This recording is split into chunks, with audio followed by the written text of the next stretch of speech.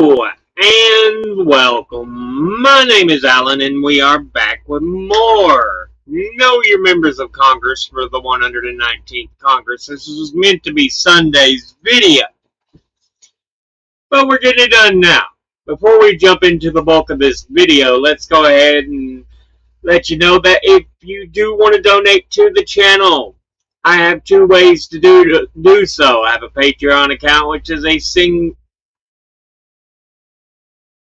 is a monthly donation system, and I have a coffee account which can do much the same but allows you to donate single one-time donations as well. I'll have links to both in the description box below the video. If you are in financial difficulty or donating would put you there, please donate. Take care of what you need to first. Toughen up on everybody with the idiots in charge as it is. If you can safely donate and you wish to donate, if you're in good financial shape, or at least decent, then thank you. I appreciate it. To me, myself, and I do all the research, filming, editing, posting, all that good stuff. And I've personally sworn off doing commercials as a personal choice, and I make no money from the actual videos I've made as of yet. With all that said, let's go ahead and jump into the video. This was meant to be Sunday's video, but, like I said, we're getting it done now. Today, we are looking at Representative Seth Magaziner, like I said, I'm not sure how to fully pronounce that name, who is the representative for the 2nd District of Rhode Island, which covers basically below Providence and to the west of Providence all the way down the state. There's only 2 districts in the state, so yeah, it's the bigger district as far as land size. He is a Democrat, and before he took office, he was preceded in office by James Langevin. Now, let's go ahead and look at who Seth Magaziner is as an individual. He was born in Bristol, Rhode Island on July the 22nd, 1983. Graduated from Milton Academy in Milton, Massachusetts in 2002. Earned a Bachelor of Arts from Brown University in Providence, Rhode Island in 2006. Earned an MBA from Yale University in New Haven, Connecticut in 2010. Has been a teacher, an investment professional, general treasurer for the state of Rhode Island 2015 to 2023 before being elected as a Democrat to the 118th and following Congress. So he's in his 2nd term. Now, let's go ahead and look at the committees he is on. He is on the Committee on Homeland Security, of which he's on the Subcommittee on Counterterrorism and Intelligence, and the Subcommittee on Cybersecurity and Infrastructure Protection. He's on the Committee on Natural Resources, of which he's on the Subcommittee on Energy and Mineral Resources and the Subcommittee on Water, Wildlife, and Fisheries. Now, let's go ahead and look at his top 5 individual donors and contributors over the last election cycle. At the top, number 1, we have AIPAC, the American Israel Public Affairs Committee, who is an American pro-Israel bribery group that advocates for policies strengthening the U.S.-Israel relationship, as if it needs any further fucking strengthening, and it proclaims itself to be a bipartisan organization, but all it does is bribe both fucking parties, and as of 2025, reports more than 5 million members in the US, 17 regional offices, and a vast pool of donors. It was founded in 1954 by lobbyists for the Israeli government, partly to counter international criticism of Israel's Kibbutz massacre of Palestinian villagers that year, showing how long they'd been at the genocide game, and it became an influential organization in the 1980s. In 2002, it expressed intent to lobby Congress to authorize use of force in Iraq, and in 2003 celebrated the quagmire that was the Iraq War, defending it at two AIPAC events.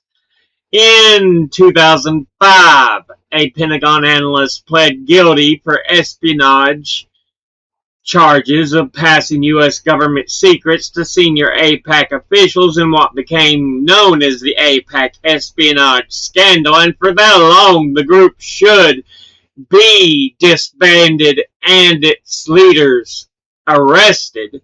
But, clearly that don't matter. So yeah, they're vile, evil, despicable, monstrous, just sickening. They're treasonous, traitorous. A group that so-called lobbies for AIPAC to continue to commit say, hey, Israel should be allowed to commit genocide instead of doing things for America. That's treason. That's traitorous. Get the hell out. Altogether, they have donated $29,100. And once again, that's AIPAC. Next, at number 2, is the Service Employees International Union. And they are a labor union representing 2 million workers in over 100 occupations in the U.S., Canada, and Puerto Rico, and is focused on organizing workers in 3 sectors. Healthcare, where over half the members work in the healthcare field, including hospital, home care, and nursing home workers. Public services, government employees, including law enforcement, and property services, including janitors, security guards, and food service workers. It has over 150 local branches and is affiliated with the AFL-CIO, the Strategic Organizing Center, and the Canadian Labour of Congress, with international headquarters located in Washington, D.C. It is one of the largest unions in the nation. It was founded on April 23rd, 1921. Altogether, they have donated $20,000. And once again, that's the Service Employees International Union. Next, at number 3, we had Tree of Life Productions. And yeah, finding just actual descriptions of it was not the easiest on this one, but we have a tougher one later here we'll talk about. They create independent films and commercial videos that specialize on character-based social issue documentaries. Hard finding information on this one. Altogether, they have donated $19,800. And once again, that's Tree of Life Productions. Next, at number 4, we have Cornish Associates. And they are, according to Bloomberg, a real estate developer company that provides commercial and residential leasing, historic architecture, renting, buying, selling, and appraising real estate, with serving customers in the U.S. Well, another link says they are headquartered in Providence, Rhode Island, and are a developer dedicated to fostering vibrant downtown, so real estate development through mixed-use redevelopment, managing over 45 small businesses and 295 apartments, offering both commercial and residential leasing options. Yeah, all together, they have donated $19,300, and once again, that's Cornish Associates. Finally, in fifth, we have Pontifract Global Strategies, who I could find little to nothing about. Honestly, there's a Dan Pontifract that kept popping up, but I don't see him being connected with the group at all. When you look at who he is, they don't mention it. But they have that the current managing partner for Pontifract Global Strategies being a Jim Seymour.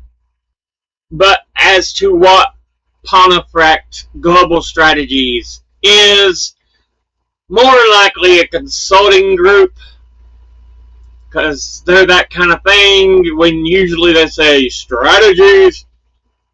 But other than that, I don't have any actual real information on them. I searched about 5-6 pages and it's like, really? Nothing? Nothing? Altogether, they have donated $16,150. And once again, that's Pontifract Global Strategies. Now, let's go ahead and look at his top 5 industry donors and contributors over the last election cycle. At the top, number 1, we have Retired, who altogether have donated $142,857. Next, at number 2, we have Democratic Liberal Organizations, who altogether have donated $105,526. Next, at number 3 is Democratic Leadership PACs, who altogether have donated $90,115. Next, at number 4 is Building Trade Unions, who altogether have donated $73,000. And in fifth is attorneys and law firms, who altogether have donated $69,635. Now let's go ahead and look at all his donors at a glance. Individually, APAC, both fucking suck. Service Employees International Union, great, absolutely wonderful. Tree of Life Productions, because I know so little about who they are, fine, okay.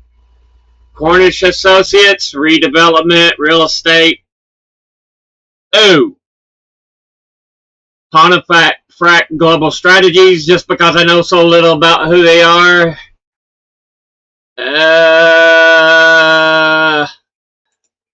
Industry-wise, Retired, great, absolutely wonderful. Democratic Liberal Organizations, boo, fucking suck. Democratic Leadership PACs, boo, fucking suck. Building Trade Unions, great, absolutely wonderful. Attorneys and law firms, ooh.